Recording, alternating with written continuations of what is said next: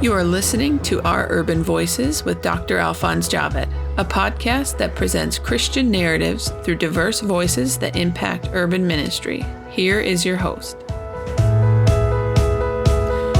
In this podcast, we cover everything from churches and church planting efforts, mission and missions organization, evangelism and outreach people groups, emerging movements and initiatives, justice, current events related to faith, and the persecuted church too, author interviews, and more.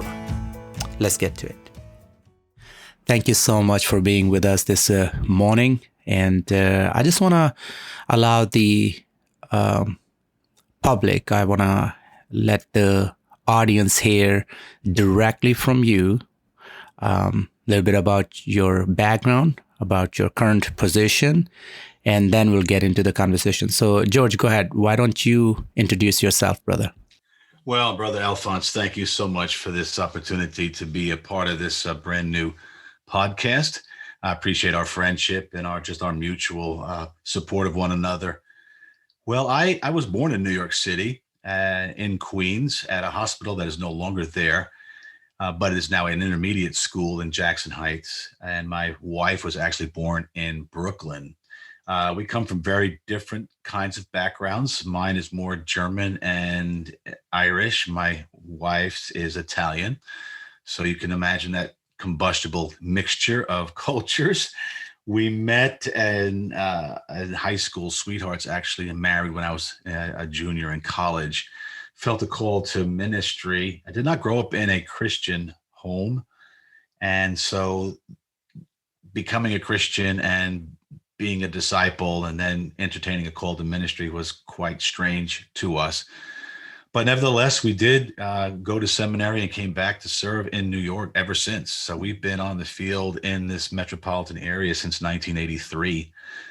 As a pastor, I work for our denomination in more of a general evangelistic director, for our entire state convention of churches. And then 12 years ago came to the Metropolitan New York Baptist Association as their, they say executive director, but we're more of a missions organization trying to help churches be on mission in Metro New York City.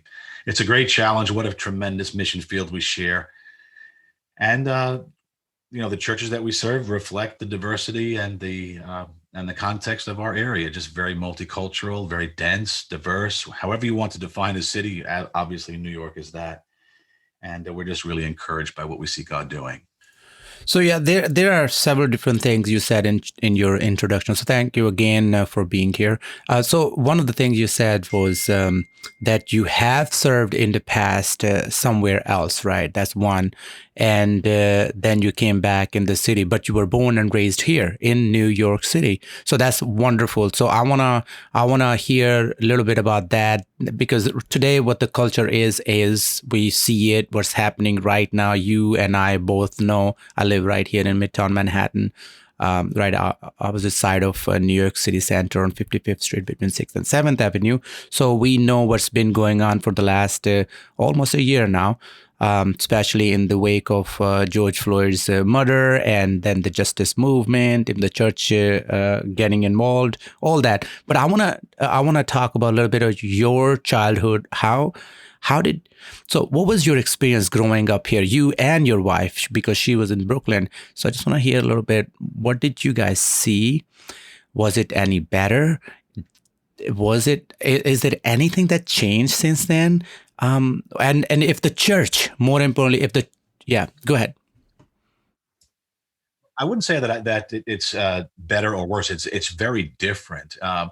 For example, Jackson Heights. I was born in Jackson Heights, but we were living in Maspeth. But Jackson Heights, when I was younger, was Irish, Italian, a little bit of Puerto Rican, some Chinese, and a little bit of African American. But in my lifetime, there's over 130 languages now in that one neighborhood. So just from that standpoint, the diversification of the city is just an incredible difference from when we were growing up. Now, we moved out of the city when I was younger, so I have not been back living in the five boroughs for quite a number of years. My wife's my wife's family was very blue collar. My father-in-law owned a repair shop, and he repaired cars right on the street like they do today. And then his kids all went off to school, and when that happened, they all moved out to Long Island, and that's where we met, my wife and I. So we were, like I said, we were not raised in a Christian home in the sense that we didn't go to a Baptist church or an evangelical congregation. We were nominally involved in another religion, which helps us, I think, to understand the culture of the city somewhat. But yeah, that's been our experience. So then, whatever was going on versus now, especially in terms of racial justice. So I get it that you were not involved in the church, so you do not probably know what was happening as far as the church is concerned. What is going on right now, especially as a mission organization's main leader here in New York City metro area? What are you seeing? And can you tell us elaborate a little, go a little bit in depth, help us to understand, especially those of us who are hearing from outside of New York City, those who are in other states. Help us to understand what is going on here. Well, obviously, we all, if you're talking about either COVID or racial justice issues. I'm talking about both. Sorry, I'm talking about both. Go with both. Yeah, for COVID, in our experience with our churches, we relate to about 250 churches in the tri-state area, just in the 75-mile radius of Times Square. In those churches, the experience of COVID has been quite different. For example, in one of our congregations in Brooklyn, a pastor had 30 funerals in 1 month. 1 month, which practically broke him and his Wow. leaders, and just fractured them for such a long time. There were other churches that have relatively skated through this with very little impact. So just on those two extremes, health-wise, that's been quite different from church to church, neighborhood to neighborhood. And I think even our national audience would know that COVID has revealed some real challenges in certain neighborhoods as far as health provision and food distribution and medical care and all of that. And as a result of the pandemic, what's going on in ministry has really been impacted. For example, no churches, and you know this, if you rented facilities outside, if you didn't own your own place, some of our churches are still homeless. They don't have a school to go back to, or a movie theater, or a community center in an apartment building. They're just kind of either going house church, and now that the weather is changing, some are going to go back outside on Sundays and worship, in a park or on a street corner. So you have churches that cannot get back together, and then others whose membership may have been a little bit older. They're very reluctant to come back. So some churches are waiting until their entire membership has been vaccinated before they even think of resuming their normal weekly, worship schedule. So relating to churches like that for us has forced us at MNYBA to be very focused and personalized in how we're working with our churches. For COVID, however, we have a lot of congregations that have stepped up in terms of community ministry. And what we've discovered is if your church was involved in the community and saw your community as the place where your mission really takes place, then you've done very well in the pandemic, because that was part of your mission to begin with. And COVID-19 has opened up all kinds of opportunities for the church to express the love of Jesus to healthcare workers, police departments, fire departments, first line responders, schools, teachers, you name it. Some of our churches are like number one on the speed dial for certain neighborhoods because they were known for serving the community prior to the pandemic. But if your church was Sunday focused And that was where you saw all your worship taking place and all your discipleship taking place, and that was the day that you did your ministry. Then COVID took that away and is forcing those churches to kind of reevaluate what their mission is. If you know, if not being able to worship on a regular basis or having to adjust all the time to different regulations is forcing them to make all these changes. We have grouped together, Pastor, a number of churches that have done great work in order to try to help learn from each other, kind of sharing best practices. So, for example, we have one church in Brooklyn, in Red Hook, doesn't have a building, doesn't have any property, and can't meet. But they have given out over 2.5 million pounds of food in partnership with City Harvest. Every Friday, they mobilize volunteers. The truck pulls up on the street. They're doing discipleship with the families that are waiting for their food, and the line circles around the block. Yeah, and then pallets of pre-boxed meals and food are unloaded at about 11 o'clock on Friday morning, and we help to get the volunteers there to provide the labor force for this church. Now, this is a church without a building, that's not meeting, and yet has given away over 2.5 million pounds of food. Do you think that it's easy for a church without building to be more missional because they don't have a place to attract people? So therefore, for them, attraction model already, it's just hard to work with. Or you think it's just a... go ahead. I think you were going to say something. I think that, when you're starting a new congregation, yes, a permanent place to worship is definitely a need, but in order to reach your community, you're so dialed into where people are that you're thinking about, food inequities. You're thinking about after school tutoring. You're thinking about job training. You're thinking all other kinds of things like that. It's already part of what you're trying to produce. So COVID was awful, obviously, but it just produced so many more opportunities if you were seen as a trusted person in the community. So in your experience, do you think churches are looking forward to going back to the previous normal, or they're going to adjust to a new normal and they're going to be more innovative and they're going to try to be more missional?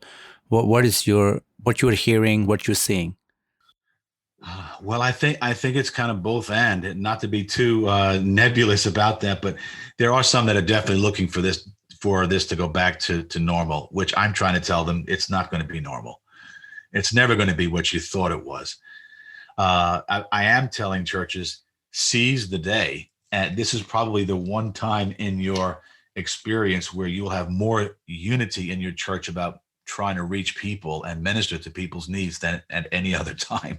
So really go for maybe a combination of online and in-person gatherings. Step up what you do with your volunteers. Don't be so dependent upon clergy for discipling people. And so that's what I'm trying to say to church. I don't know what they're going to end up actually saying, but we'll have to wait and see. So with the same idea, help me now, or let's switch the conversation from COVID to the racial justice issue that we have been dealing with for the last, since George Floyd. So do you think that also has affected our ministry philosophy or approach in New York City? Well, I certainly do. And one of our congregations in Brooklyn was the organizer for the Pray, March, Act initiative. You may have seen that. There was various gatherings across each of the boroughs, and they're still ongoing. One of our congregation leaders actually was helpful in spearheading that. I think the racial issue, Pastor, is very nuanced in New York City. It's not just black, white. Obviously, with the rise of Asian hate crime too, maybe another kind of form of that has kind of been exposed.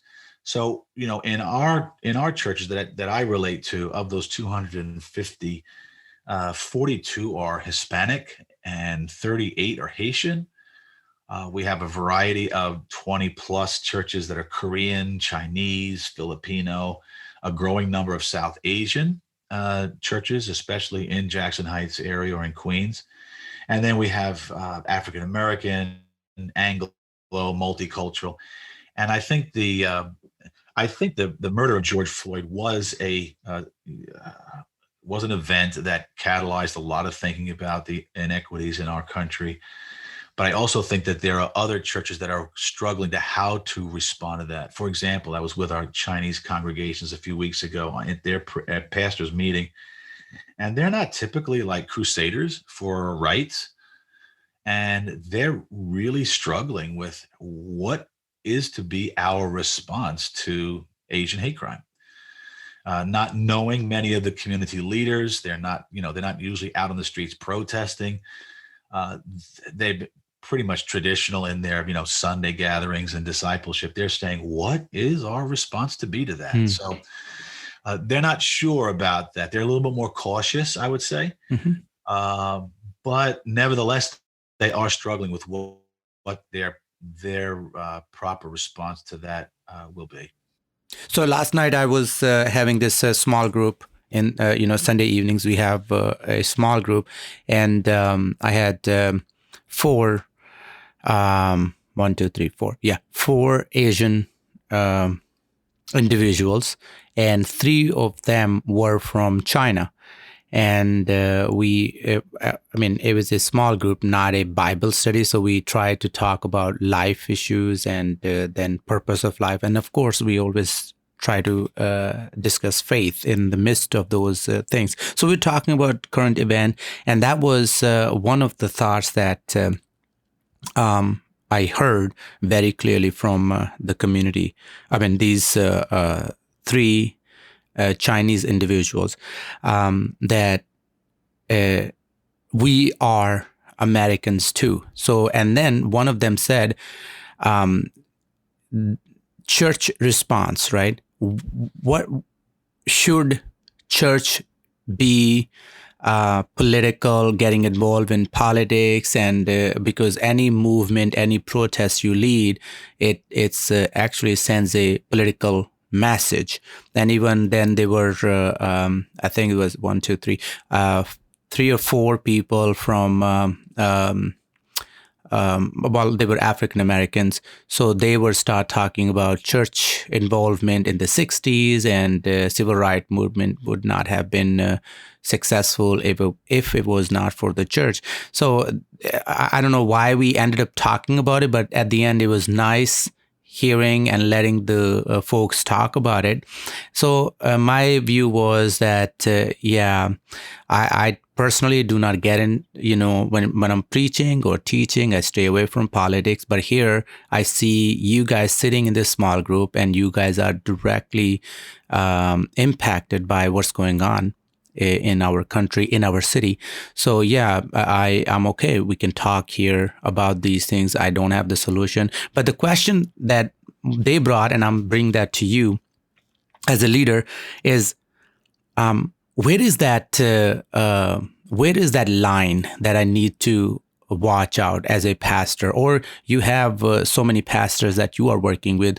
What do you want to tell them? Where should they draw that line so they're not becoming political leaders or political activists? Rather, they are shepherd of a flock, especially a local body. How far they need to go, how much they need to do, or you think it's okay a church to rise and be that social voice in the community, and even if it's seen as a political voice.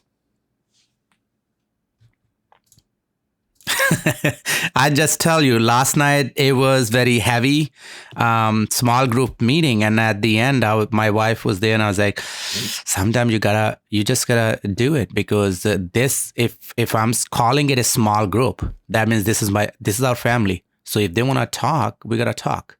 So go ahead, brother, help us. Yeah, I spoke on Zoom to a retreat for Chinese students, a friend of mine that does this every year.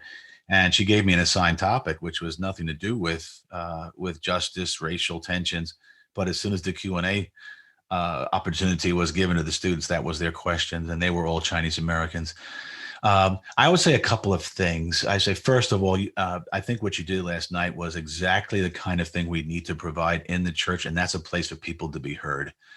I think if there's one thing that, whether you agree with, I don't agree with BLM and all of that, but there's pain in our communities. There's hurt in our communities. There is discrimination that people have experienced, and it's a healthy thing for, at least for people to feel like the church hears where they are. That's one thing that this has helped to create, is the opportunity for people to have a safe place to share their life story. If we're really about life, right?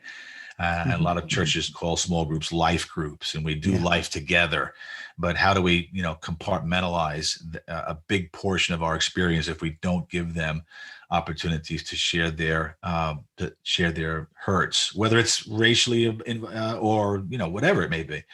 So I do challenge congregations to find that.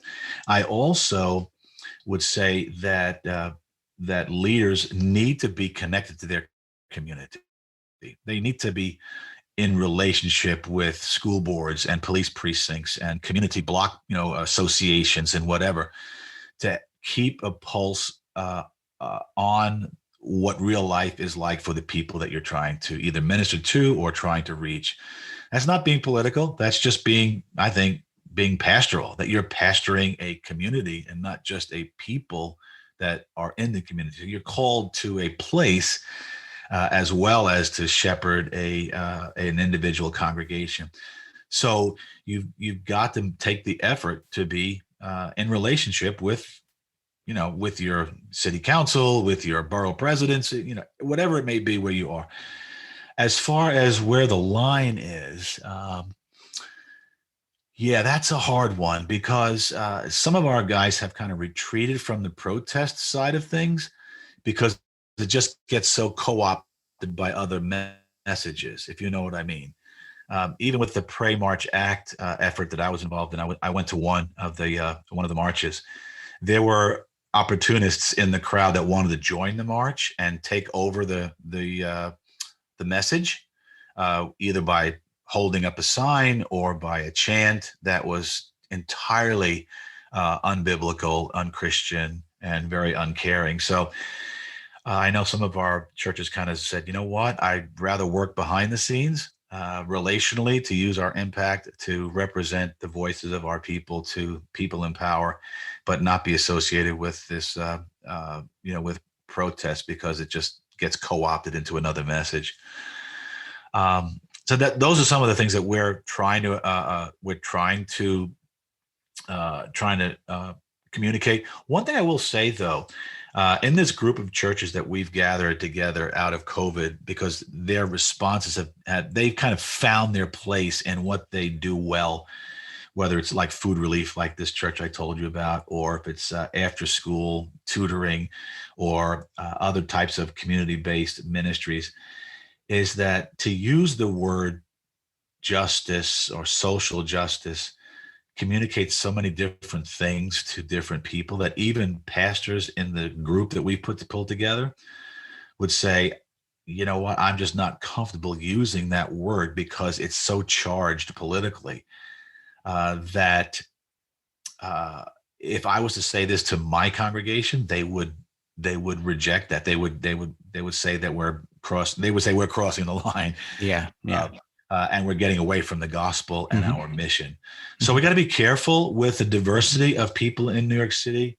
It's not a binary situation. It's not black, white. It's very nuanced. And so it requires a tremendous amount of wisdom for church leaders to know where to put their energies as far as addressing this is concerned. So as an organization, are you guys providing some sort of coaching or training for pastors? Because this is a real issue we are dealing with. And, as you said that too, you need wisdom. You need to be careful, right? Right. We have not provided any kind of coaching for that in specific. I think this group that we've got together called For the City, It's made up of primarily church planters from different boroughs.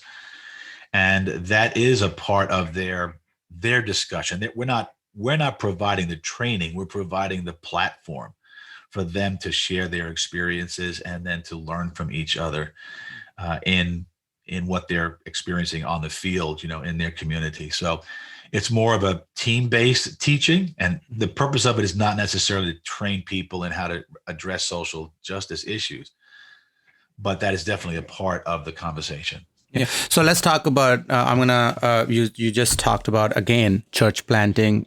Clearly, that's one of the heartbeat or one of the objective of your organization too.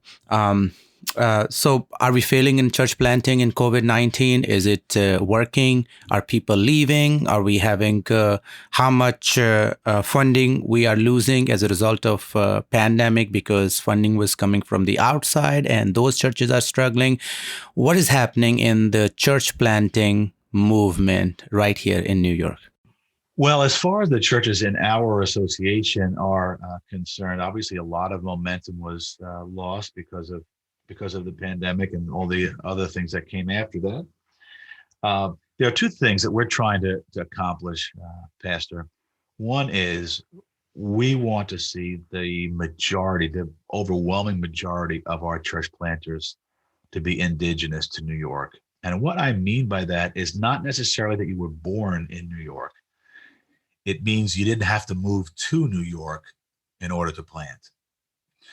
When you move out from out, and we love those too, and some of the people that we're working with have great success in church planting. Don't get me wrong, that can be done. But the model for people coming from outside of the city to New York is a difficult one because of funding, yes, because of cost. I mean, the cost of a family to live in New York, insurance, all the things that go into starting a congregation are so much more magnified when you have a planter come from outside. That's not to say it can't happen, and some of our greatest successes are that. But I think overall, the long-term health is to raise up planters from within, which means, secondly, that we've got to help each of our congregations to develop pipelines for leaders and to see multiplication of their ministry as a part of their calling. And they're already in the communities. They already have a sense of the life patterns and the people who are living there. So those two things, indigenous planting and each congregation being involved in multiplication, I think we have a great opportunity right now to see that happen. That being said, here's a great challenge. I know you'll resonate with this. With so many of our churches who are non-English in their first language, not to mean that they don't worship or teach in English today, but if you have 42 Hispanic churches and 38 Haitian, 20 Korean, 20 Chinese, one of the biggest challenges, Pastor, is reaching the second generation, and even beyond that. And we all know that first generation, they're going to be very much concerned about preserving tradition and culture and language, and almost reproducing their experience of church wherever they came from, which is great. I mean, that's fantastic. But as long as those immigration numbers hold up, then the future of that church is fairly bright. But if immigration patterns change within a generation, that church is struggling because their children are either going off to college, maybe not coming back. They may be more comfortable with English. They have one foot in their native family. They have another foot in the U.S. culture. They speak English mostly. How do we raise up that next generation of leaders? I think that for the church in New York City is probably the biggest challenge, while not while not ignoring the real needs of first generation culture. So that's really where I see the real challenge, and that's where the planters are, and that's where the future leaders are. In some of my experience in our churches, when pastors of these first generation churches retire or pass away, the church may go out of existence or become a home fellowship because they have not raised up another leader. Mm-hmm. And that to me is a huge challenge for us. Wow, thank you so much for speaking into so many different aspects of church planting and continuation of immigrant churches. And you and I know that immigration and the rest of the country understands that too. Immigration is not the way it was. Actually, if you look at the numbers, you will find that we are pretty low on immigration numbers now than in the last, 4 or 5 years at least. But I'm gonna pray with you for the native churches here, ethnic churches, that may the Lord continue to use them and give them wisdom and also understanding how to reach their second generation of those ethnic churches. But one of the things you did talk about was native in our own context, right? So we usually use native missions, a concept for foreign mission, right? Cross culture, rather than some churches prefer sending, rather than sending missionaries, finding or discovering missionaries, native workers in native lands and working through them. But you are using that here in New York City, discovering men or folks who are native to New York, working with them, raising them, helping them to get to that point. But the concept is same. They know the culture, they know their environment, they live here. And but then you also spoke about the multiplication. So how is it different from global missions when we are sending missionaries overseas or discovering missionaries or national workers overseas who can stay there regardless of the circumstances, versus New Yorkers, native New Yorkers who are here? They're not going to leave. This is their home, whether they succeed or fail. How is it different in terms of a person coming from outside? I know from my experience back in Pakistan, if a missionary is white or non-Pakistani, for some reason, he is considered as a missionary, but the local person has no value because he is part of the community. So what? Do people see native person, New Yorker, a missionary or church planter, or they just like, oh, he's our guy, he's been around, or they see somebody coming from outside as like, oh, super missionary is coming, they're gonna do something, they get more resources versus the person who is already here. I do not know if I'm making any sense. I'm trying to find the comparison between. Yeah, I think I catch what you're saying, and that is that person either more credible or yes, because they're coming from outside and they are called here to for a certain mission. Well, I don't know if that's the issue or not. I just think, practically speaking, Pastor, when someone comes to New York from another part of the country or even another part of the world, there's so much more practical things to have to adjust to that it takes a lot of time for that to happen. For example, if you live in a four-story apartment with no elevator, right? How do you do grocery shopping? You've got to be able to walk to the store, probably carry those groceries with you up and down stairs. The time and effort it takes just to do that is, maybe you don't anticipate how much effort that really is. Yeah. If you have children and you're going to go to church somewhere, when you're taking baby bags and food and diapers and changes of clothes and toys and you're getting on subways to go to church, it's so hard. So, and then the space, you may not have a private bedroom, for all of your kids. And with the pandemic, you're working from home. So it's a lot of these things that we just don't think about living here. When someone moves here, boy, that is just That's just hard. I totally understand what you're saying, brother. That's just hard. And if it gets too hard, if they're really not called, they're going to say, you know what? I didn't sign up for this. I want some green grass in my backyard, so so they may at some point, or if their family of origin, where their families are, is in trouble, or if their parent dies or their grandfather died, and they feel that tug, and they should, to maybe go back. Whereas an indigenous person, he's not going anywhere. Yeah. If this church plant doesn't succeed, he's not leaving. So he is bought into this from the beginning.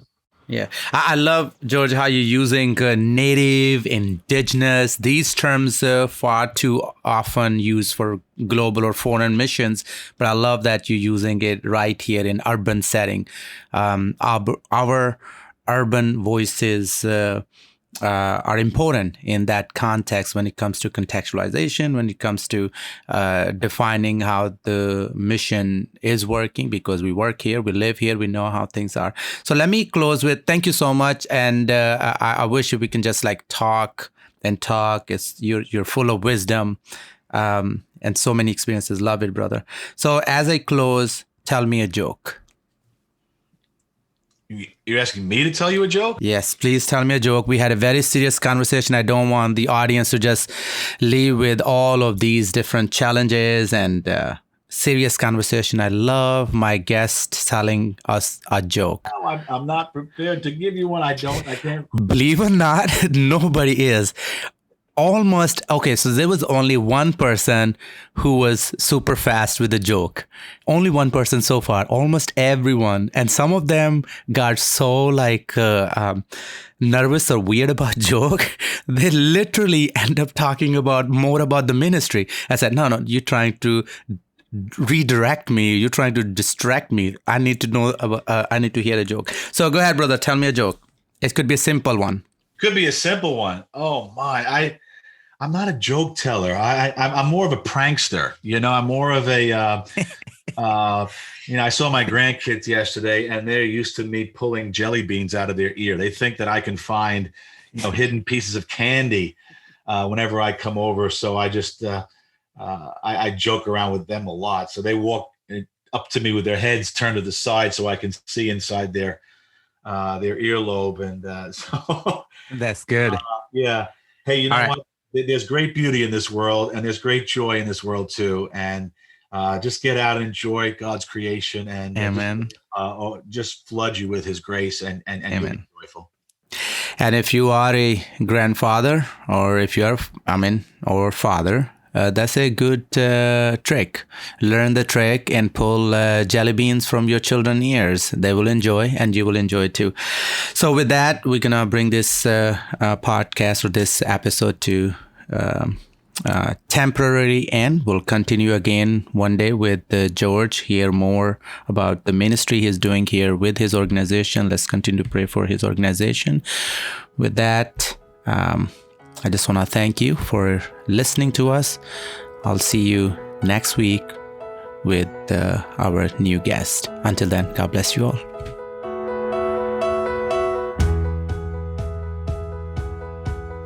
You've been listening to Our Urban Voices with Dr. Alphonse Javed, which presents Christian narratives through diverse voices that impact urban ministry.